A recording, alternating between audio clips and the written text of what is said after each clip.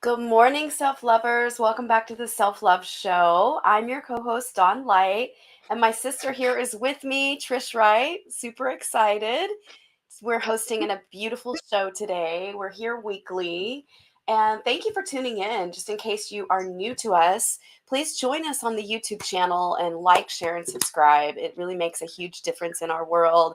And to those that actually follow the show and listen, there's a plethora of content over 4 years worth. Please dive in. There's so many good gems. We're just here to serve you and bring the best information and deepest connection to love available. And it shows up in all kinds of ways for our life, right? And there's so many different facets of spiritual learning here on the planet. And we're just wanting to support them all and bring value and goodness to your life. So, without further ado, we have an amazing guest today. I'm going to introduce him by reading a little bit of his bio. So it's called the Show Up Framework: How to Nurture Your Preteen's Potential with Marcus Aurelius Higgs. Through the Show Up Framework, parents of preteens will discover human development principles that will help them be confident in their communication when their tween starts having big emotions, know how to be present when their preteen starts to withdraw so their child continues to trust them and naturally opens up difficult conversations, know how to support their child in ways to develop self belief, curiosity, and resilience. Marcus supports parents of preteens 10 to 14 years old so they can show up and maintain a meaningful relationship with their child during these natural identity breaking years. He works with parents who know the value of doing hard things and want to be present with their son or daughter before it's too late to bridge the gap. He especially finds joy in supporting multicultural families, families who communicate across generational and cultural divides. This is because he himself also grew up in a diverse home with a mom from the Philippines and a dad from the Bahamas. Along with that, he's served internationally in East Asia, Europe, Southeast Asia, Middle East, and South America for over a decade and a half. Now he's on a mission to globally mend parent child relationships through communication and the stories they share. Oh my gosh, beautiful. Welcome. Beautiful reading, Don. Thank you. It's wonderful to be here. This is good energy, good environment. So thank you for having me. Look forward to this conversation. Mhm. I'd love to launch into a conversation that I am I think many of us have seen over the last few years is how the pandemic lockdowns really impacted our kids. I think about this Hmm.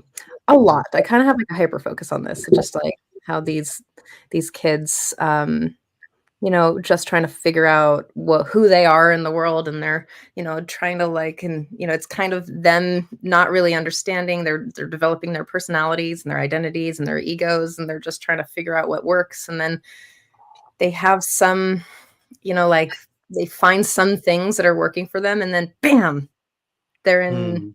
lockdown. And I wonder if that shifted the way you work, or shifted the way you talk to parents. And yeah. Well, thank you for that question. I'll do you one better too. I acknowledge it, and then it's actually compounded with something else that came in 2012. So there's this book called The Anxious Generation, and it was talking about how kids from who were born in after 1995 grew up on social media. Yeah. And now I'm not a fist waving my hand technology, but what happened was the work I do deals with identity and Yes. forming your identity.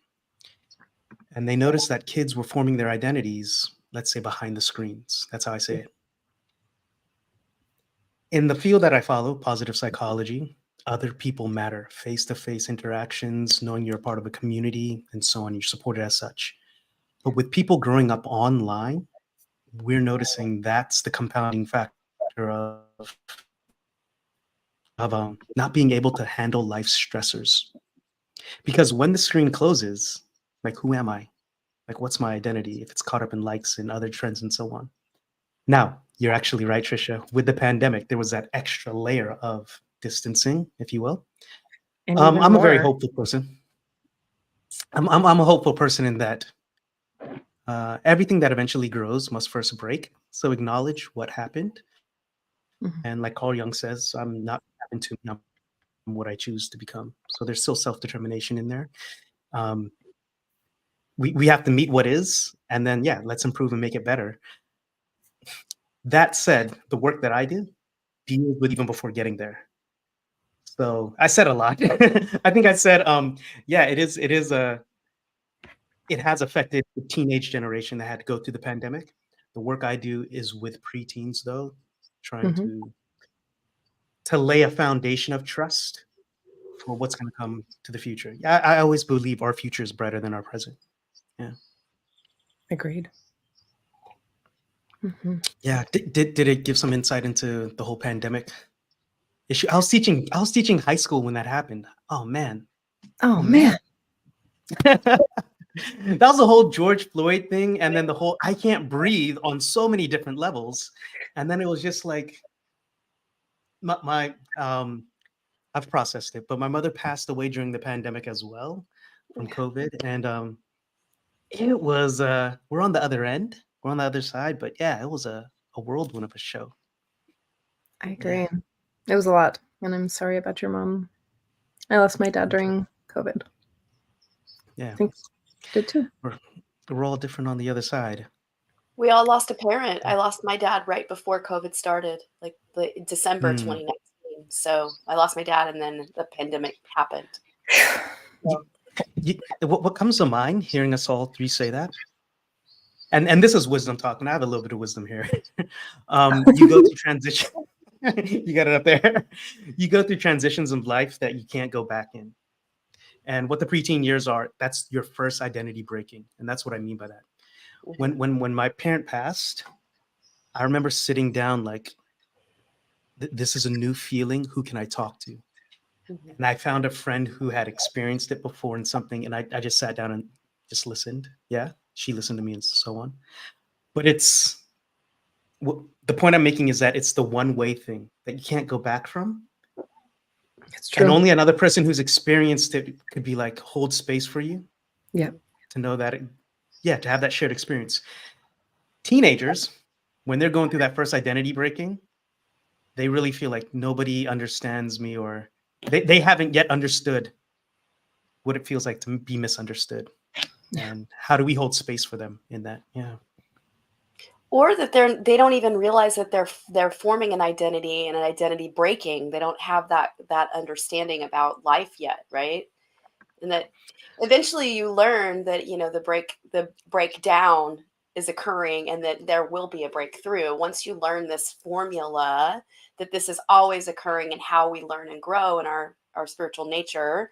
Then it gets a little easier because you can recognize the signs. And it doesn't mean that the feelings and the emotional tone of the difficulty will still show up, but you learn, you build resilience with yourself around how that happens. And so I think it's big for teens because it's kind of the first time it's starting to take place in their world, probably, unless they've dealt with trauma in their younger years. But let's just say for majority, let's hope and pray, yes, and bless them that it's not that way, and that they have a more wholesome, rounded childhood, and they're having a normal teen experience, whatever normal is. But I would even and I'll say this. A lot of what informs what I do is this wonderful book by Ellen Galansky called The Breakthrough Years.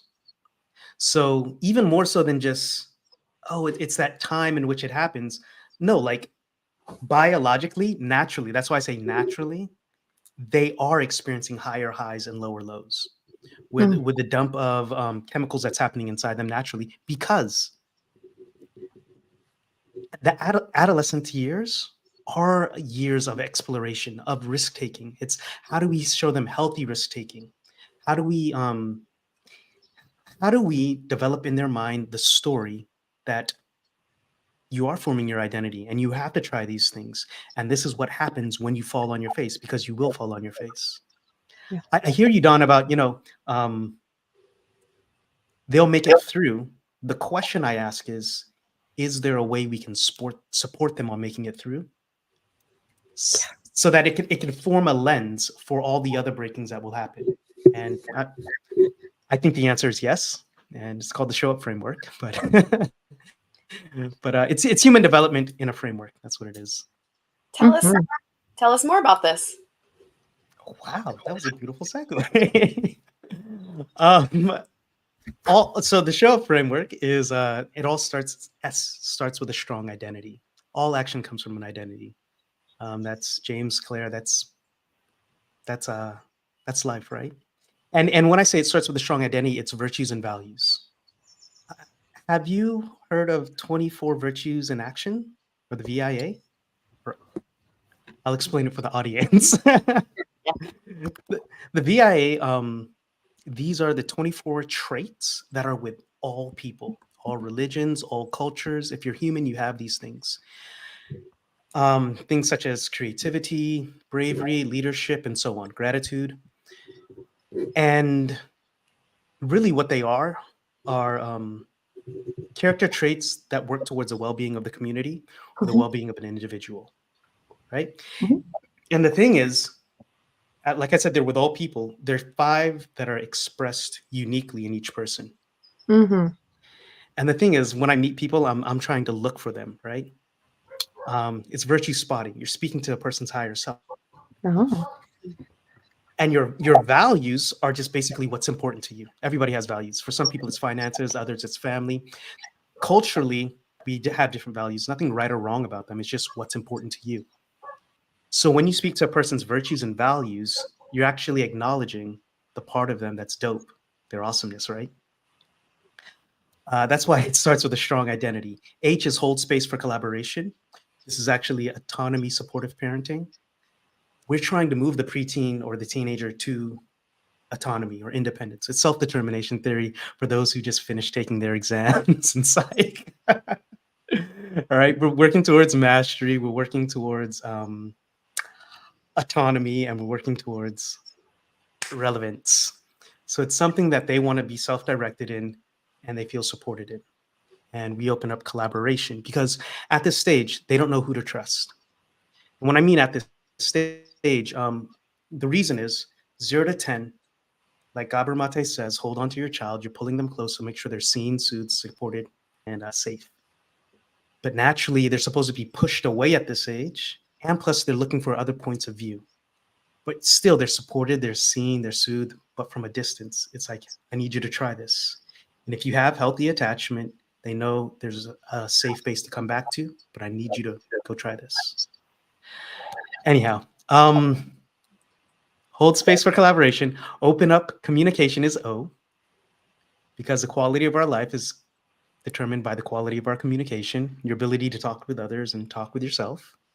And then W is wonder and explore this world together. That means working on self-directed projects over a long term. Could be this podcast, could be a business, but you're working on something and your child is working on something. It gives you space to communicate of how growth happens. And then UP, unveil your potential, which means celebrate. BJ Fogg, we don't celebrate enough. So that's the show up framework. And really, this is what human development is at any age, any level.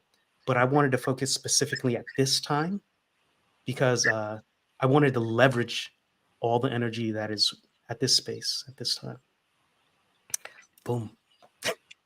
Thank you for listening. And thank you for coming to my TED Talk. Trish, you're on mute. There was a dog barking. I think it's so powerful to like the foundational pieces of a young person's life. You know, you're still in that, I've been calling it innocence, but I don't exactly think it's not like innocence as in like purity and we lose some sort of purity, but innocence of the way that we view the world. Like there's a curiosity and a wonder and a like everything hopefully feels fairly safe in your world in this preteen area. And so I think about these places here where it's like, oh, you're still like, oh, everything's good and you're hopeful and everything just feel, you know what I mean? I like watch young kids and I'm like, oh, they're just so innocent. Like their vision is innocent. Mm-hmm. Right. And I love that aspect where they're like, oh gosh, yeah. And And again, what you said, just reiterating, is like when your kids start exploring out, if they have the ability to come back into, say, a safe, secure container, then they're able to go further and keep coming back and know that they're safe there. And also, I don't think that many of us get taught that we can mess up, and the importance of making mistakes and what that looks like, and to not internalize it as self-shame or blame or like something bad and wrong about us. I mean, we live in a really wild culture. I mean, it spans across the world. But particularly like the way that each culture idolizes perfection is always something that really fascinates me. And so it's like these preteens are like, I'm so yay, everything's messy and wonderful. And then we're like, no, perfection. And you're like, oh no. So I Yeah. think it's just a really sweet way to really like help them formulate the rest of their life. To touch on two things that you said there. One is it's the same. I'm going to say the same thing, and correct me if I'm wrong. If you are the universe experiencing itself, Mhm. and you're coming into it with, again, not childlike innocence, but rather the wonder and curiosity, and it's before the world makes them jaded by Mhm. putting on them that sarcasm, or putting on them that kids move towards your expectation. Anybody moves towards your expectation. And when we come into our preteen years or our teenage years, oftentimes the most empowering words aren't used. And I'm saying that like people don't expect much of teenagers. And then that's where they start to get jaded. And that's why the work that I do, um, you know what, all hubris aside, like the reason I have faith in humanity is because I try to bring that to humanity. So I know if I'm here trying to do the work, there are other people there doing the work. And how do you implant that into a kid at a young age while they still have that spark, or how do you keep that flame alive? That's the whole idea. And just I don't know your age, but Alanis Morissette's "Perfect" came to mind from Jagged Little Pill. Do you remember that? Mhm. Oh, man. Every culture has its own values, and yeah, actually, I find that in the developed world, um, kids don't actually know what it means to be an adult, or rather, they assume it means having your stuff together. And that song just came to mind while you're talking. Yeah. And it's powerful what you're presenting, because children do take that perception that adults have it all together. But the reality is, I work with adults all the time in my practice, and I'm working with untangling the deepest parts of their younger self that have been in crazy trauma that is producing this chaotic pattern in their life. You know, so we spend our whole adult year going back through our childhood to work it out and work out the issues and the patterns. So, yeah, I hope for the children that they can really embody their, a confidence in their own spiritual lessons, and that they don't have to be perfect, and they can show up exactly as they are in their authentic expression and in their learning, no matter what age stage they are. I, so both of us, and I acknowledge your wisdom here, as you pointed out. But as adults, we know this, right? But how do we pass on our Impart. values without being preachy, right? Yeah. In part, yeah. One of the frameworks I have in open up communication, it's storytelling. That's the first way we learn how to communicate, and we find meaning. So all storytelling is change happened, and we give it meaning. And quickly to share with your audience is, when your kid is going through something, to open it up is first invite them into the conversation. First, let them know that you want to talk about something so you don't blindside them, right? Right? So that you're prepared and they know. Um, and then you own it something by saying, look, I want to share with you a story about me when I was your age, making it relevant, and something that that you may be going through. And I'm not trying to tell you what to do, but this is why I hold this value. This is why this is important to me. You share your story, you share how you fell on your face, you share how you overcame rather. And then you say, yeah, and what does this mean to you? Mm. it gives us space to process our stuff because to teach is to learn twice. And then you also get another perspective from your kid that you may not have been thinking about. And again, this is opening up the communication of, hey, mom or dad falls on their face too. It's okay for you to do it. This is what I learned. And I don't want to say humanizes you, but it makes you relatable now. Yeah. Mm. It's brilliant. And you also get, you're saying that you value their opinion and their viewpoint on the world, and it's so collaborative. I'm really, really into, I call it negotiating reality. That's the Trishism. It's like we get to negotiate how we all show up, but I have to like figure out how to reconcile my reality with yours. And so I think that asking questions and sharing stories is one of those beautiful ways. I'm wondering if you'd like to take us through a practice. Take you through a practice. Yeah. Yeah, I'll meet you there. Yeah. But before we jump into that, just to touch on what you said, you're honoring their wisdom. Yeah. And you're giving them space to express their wisdom, and you're saying, I trust your wisdom. Yes. And what Angela Duckworth says is every kid just needs one psychologically wise adult in their life. And really what you're doing is you're stepping into their mind with them to help make sense of stuff. Yeah. And trust is built over time. And if you do that regularly, you become a trusted advisor, even when they go off. So it's when they come back, they know they can be regulated with you. Yes. So well, you have kids, right? Not that have come from my loins. I was a high school teacher for a while. Oh, you're one of those like parents for everyone. I got you. I hear you. I got it. I used to have if you get those listening, you can't see this, but this is the goodbye book that my fifth graders did. And like the little pictures with afros. Oh, the whole point is to stay in the game long enough that they might use a show up framework with their kids. So. All right. Yeah. Well, now you've got me crying. But good job. Oh, so sweet. So I'm gonna put the spotlight on you and let you take it away for a few minutes. Sure. Walk you through a practice of. Wait, hold on. Let's bring it back. Wait. We're right here. Don't worry. We haven't gone anywhere. Yeah. You're all good. Walk you through. Thank you. Walk you through a practice of. Is there a particular practice you were asking, or? Oh no, if you wanted to maybe just talk a little bit more about like kind of like how you go through the show up framework. If you wanted to take our listeners or our viewers through a short practice that might give them like a tidbit of a aha so they can put in their pocket today. Mm-hmm. Anything like that. Sure. Yeah. There you go. Well, thank you. You're on your way. As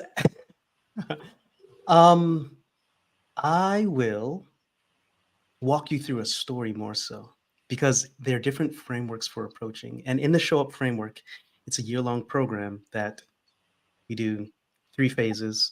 First one is information, the next one's implementation, and the 6 months is continued support, right? I'm going to walk you through a story. During class, we had to do a quick write. This is for grade 12, and we were writing on Thich Nhat Hanh. And while I was in Thailand, and these kids, they grew up speaking English. English was an additional language for them, but it was their first language. And this 12-year-old student, who was the valedictorian, after a while, she goes, "This is bullshit." And every head snapped. Half the heads were looking at me and half the heads were looking at her. Now, what this was an instance of psychological safety, which is, am I able to be my authentic self without fear of threat? So right when she said that, my head just perked up. And I walked to the front of the class because I was in the back. I said, I don't curse in class just because certain contexts ask for a certain way that you behave. And I said, but I do curse outside of class. I'm not going to lie. I said, but that's not the problem. And there's no real problem here. It says, I said, really, this has agitated you. Tell me more about that. And really what I was doing, just to walk you thoughts through this, I was allowing her to be herself, and I was getting to the deeper level of it without getting caught up on this behavior. One thing worth noting is all emotions are welcomed, not necessarily all behaviors, but there was something beyond this behavior in the moment. And then she goes into this spiel, this rant of how hypocritical her parents were, of how her parents forced her to go to meditation camp, of how all this Thich Nhat Hanh stuff with CBT, it's all BS. And I said, yeah, I acknowledge that it's bad stuff for some people. And at the end of it, I validated what she felt. I said, you found examples and evidence as to why you would call it bad stuff. And I get it. Like, I honor you for holding that opinion. I said, also from my lived experience, I know what meditation has done for my life and for thousands around the world who he's helped. And it's not necessarily right or wrong, but thank you for sharing your opinion, and this is my opinion. I'm going to hold this until you come to an experience yourself. In that story, a few things happened. One, it's, like I said, psychological safety, allowing her to be herself authentically. And nobody else was in threat, but I just wanted to let her know that.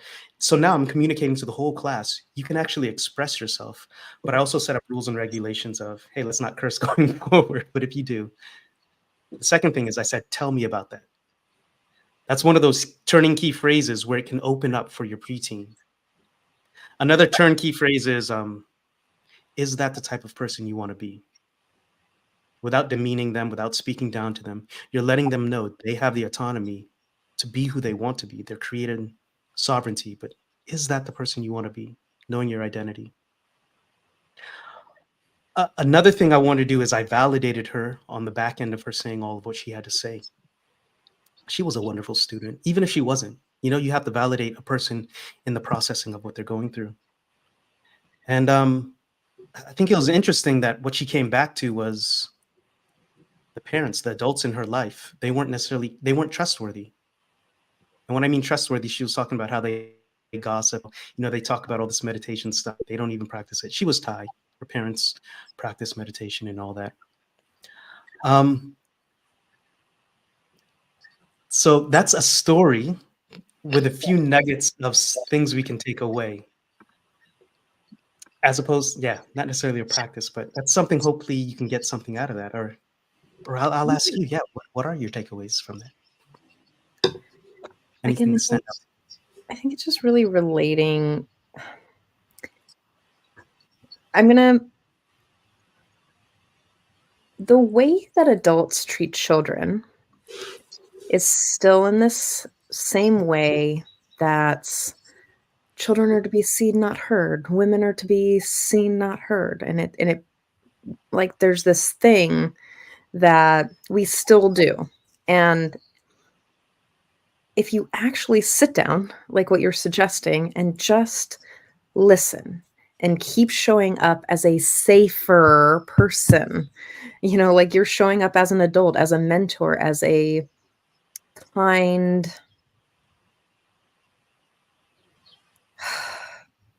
guide, like a translator to the world, you know, then it really gives people the opportunity to build their own foundation, to really build their own reality around what truly works. It's like, again, reconciling reality, like what is actually real versus what's like this, you know, like you just only come out of magical thinking for not very many years and you're just trying to like put some feet somewhere and you've created a bunch of strategies to get your needs met. So I think that what I'm getting from it is just like slowing it down, dropping in, showing up as a safer person. And I know it's harder than just what we're like, you know, discussing, because being a parent and dealing with teenagers and preteens and kids is like a lot. And it takes a lot for communities to really like build and nurture their nervous systems in a way that it like relaxes them. And also I think that it's a big shift in the mental framework of how we treat each other. Yeah. Winston says he agrees. Winston says, "Say grace." So he says he agrees. Oh, he agrees. Winston's the cat. Yay. I really want to acknowledge the work you're doing in the world. It's very beautiful and rich and dimensional to provide this type of support for parents with tweens. And they really need it because, we could prevent tweens growing up feeling disconnected or not supported or feeling, how many of us as adults, right?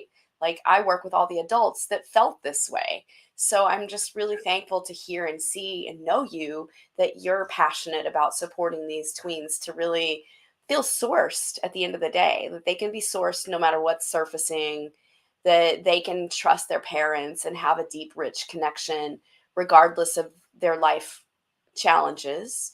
And I just think it's beautiful that you have a framework to offer. And I'm excited. I'm excited to see how this unfolds for those that you support. And, this is where we're changing the world one person at a time by supporting these beautiful children to grow into amazing adults that can make major ripples out into the world just because they grew up feeling connected, sourced, and supported.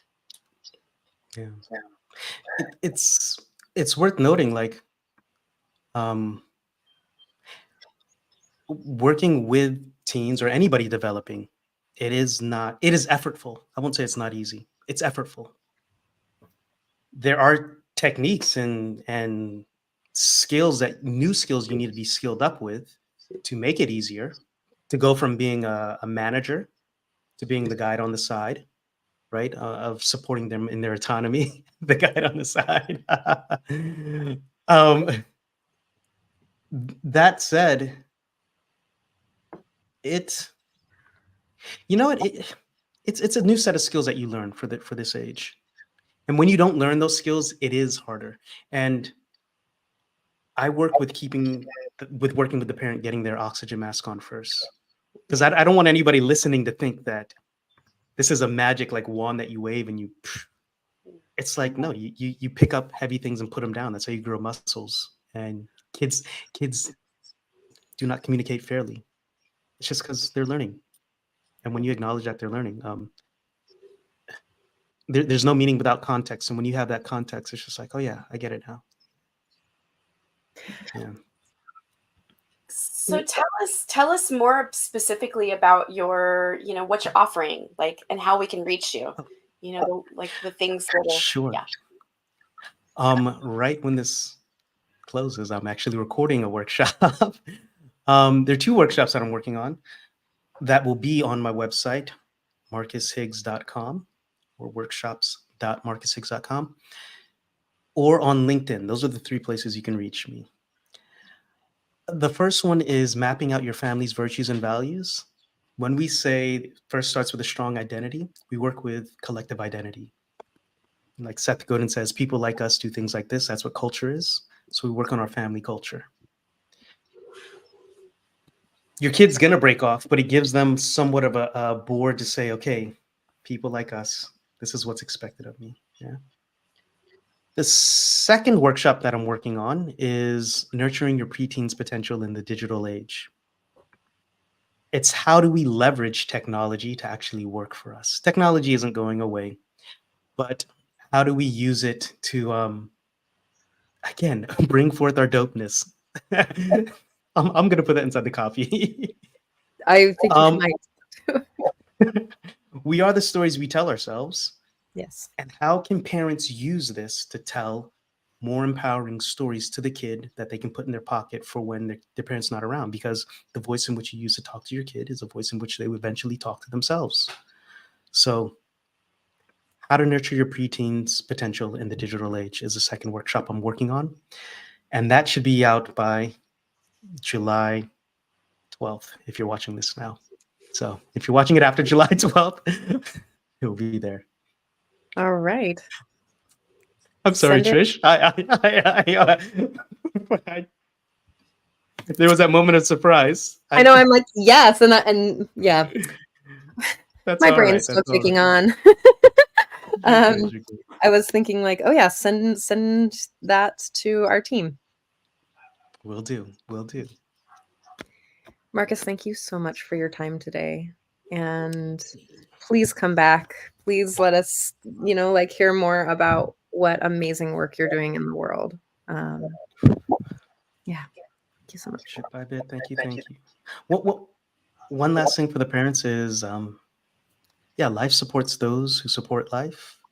So you're not meant to go it alone. It's called allo parenting. So find your pod of parents as well. And wishing you all the best. Mhm. Thank you so much for being on the show today. I really see your light, your presence, the gift you bring into people's life, and so bless this work into the world. And thank you. Thank you for your presence today. Thank you, Don. Mhm. Thank you for sharing your platform. It's good to have you back after all this time. Yay! Yeah. There it is. There it is. Oh, I updated, but it still doesn't do it. Oh, I'll help you. Uh-oh. I'll help you. I'll help you a little later, and we can get that on. Would you like All to right. share anything, Don? All No, right. I'm good. Well, thank you all for continuing to show up as you do for yourselves and for other people and for self-love. Thank you to our team, Roy and Russell, for making all this possible all the time. And Scott Katamas Love Coach Academy, Global Peace Tribe, and again, all you all continuing to show up here every week. We'll see you here, same time, same place next week. Bye, everybody. Have a great week.